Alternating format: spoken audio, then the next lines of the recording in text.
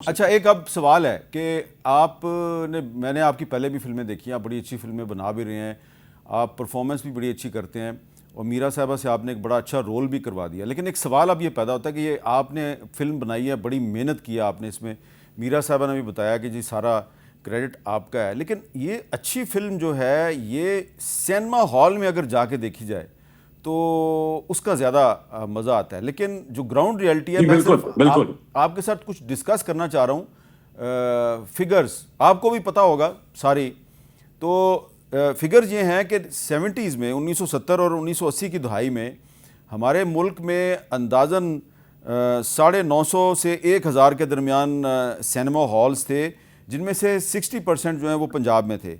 लेकिन पिछले 40-50 साल में ये तादाद सिर्फ 105 रह गई है। और सिंध में 257 सिनेमा घर थे, 215 इनमें से ख़त्म हो गए, अब सिर्फ 40 के करीब जो हैं वो चल रहे हैं।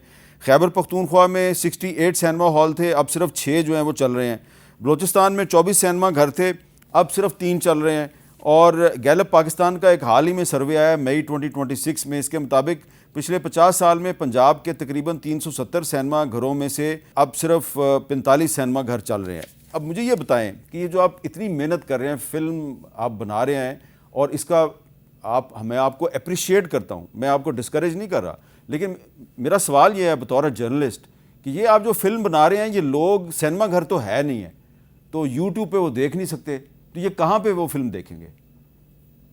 जी बिल्कुल, बड़ा अच्छा सवाल किया आपने। ये बस देख लें, जिस तरह हमें बाहर की रेमिटेंस पे बहुत एतबार होता है, इसी तरह हमें बाहर की अगर आप पाकिस्तान की इकॉनमी भी देखते हैं तो यहाँ पर इतना पैसा जनरेट नहीं होता, लेकिन हम रेमिटेंस देखते हैं कि बाहर अच्छा। से कितना पैसा आ रहा है रेमिटेंस में।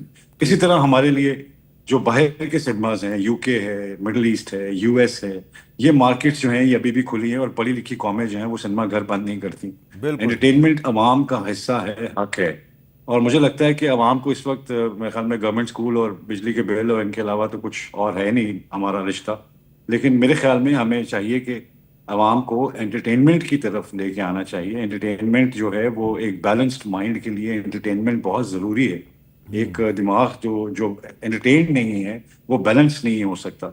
तो मुझे फील होता है कि अवाम के लिए, जिस तरह क्रिकेट ग्राउंड अगर आप देखना शुरू करें तो क्रिकेट ग्राउंड भी नहीं है यहाँ पे, और फना भी है, उसके बावजूद हम ये बाबर बड़ी आजम अच्छी जैसे बात, सुपरस्टार पैदा करते हैं जो दुनिया में जाके पाकिस्तान का नाम रोशन करते हैं। ये बड़ी अच्छी म्यूजिक की बात है। कोई एकेडमी नहीं है, म्यूजिक का कोई स्कूल नहीं है, उसके बावजूद आपके माशाल्लाह जितने सिंगर्स हैं वो दुनिया में अपना नाम करते हैं, पाकिस्तान का नाम रोशन करते हैं। तो कहने का मकसद ये है कि फनकार जो है वो उम्मीद नहीं छोड़ सकता, ये उसकी जिंदगी का एक हिस्सा है। जैसे शायर जब कोई गजल लिखता है तो वो सोचता है कि अवाम में हिट हो जाए, लेकिन उसका अपना दर्द होता है इसमें।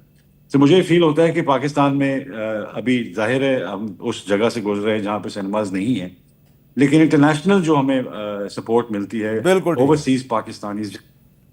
अच्छा, अब मीरा साहबा, मैं आपकी फिल्म पे भी अभी आता हूँ, लेकिन ये बताइए कि एक बड़ा मुझसे भी लोग सवाल पूछते हैं कि पाकिस्तान में जो एक्टर्स हैं वो तो बड़े ज़बरदस्त हैं, दो तो आप हमारे सामने बैठे हुए हैं, हमारे फ़नकार, हमारे गुलूकार। शान साहब ने कितनी अच्छी बात की है कि क्रिकेट ग्राउंड्स नहीं है पाकिस्तान में, लेकिन हम बहुत बड़े बड़े क्रिकेटर पैदा करते हैं, और कोई म्यूज़िक स्कूल्स भी नहीं है, लेकिन हम बड़े बड़े अच्छे गुलूकार पैदा करते हैं।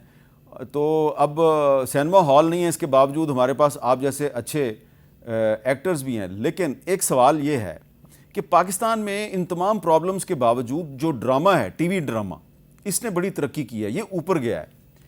तो ये तो ऊपर चला गया, फिल्म जो है वो नीचे क्यों गई है? और आप के पास अपॉर्चुनिटीज़ थी कि आप भी ड्रामा सीरियल्स में काम करके तो अपना सर्वाइवल जो है वो कर सकते थे, लेकिन आप अभी तक फिल्म इंडस्ट्री में सर्वाइव करने की कोशिश कर रहे हैं। तो ये ज़रा आप बताएंगे कि ड्रामा ऊपर गया तो फिल्म नीचे क्यों चली गई? जी, ड्रामा, पहली बात तो ये कि ड्रामा जब आप देखना लगते हैं तो वो फ्री है, आपके घर में फ्री आता है वो। आप ऑन करते हैं चैनल और वो ड्रामा शुरू हो जाता है, तो ठीक है। आपको कोई एफर्ट नहीं करनी पड़ती।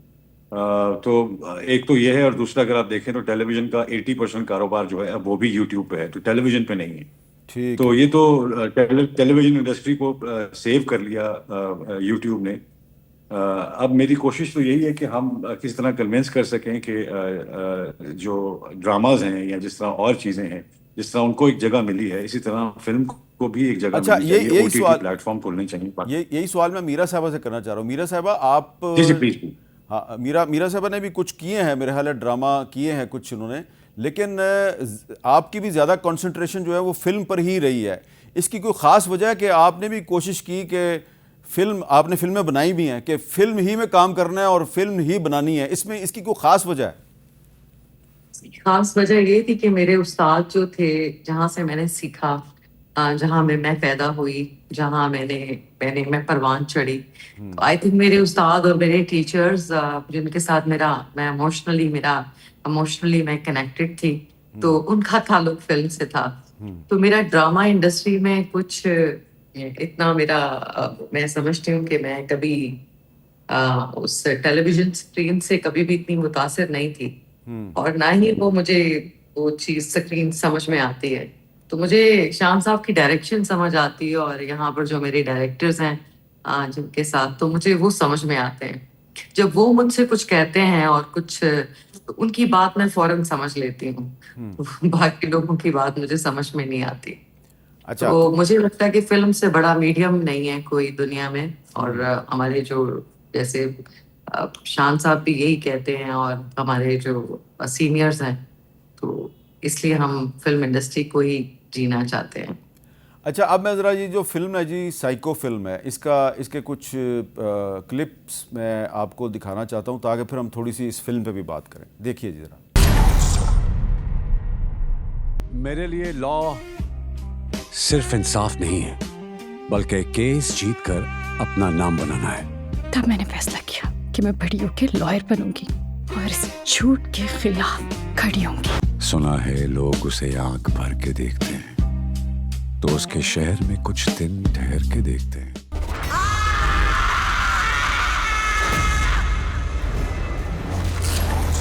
सारी जिंदगी वकालत की, अपनी जिंदगी के 50-60 साल मैं इस कानून को दे चुका हूं।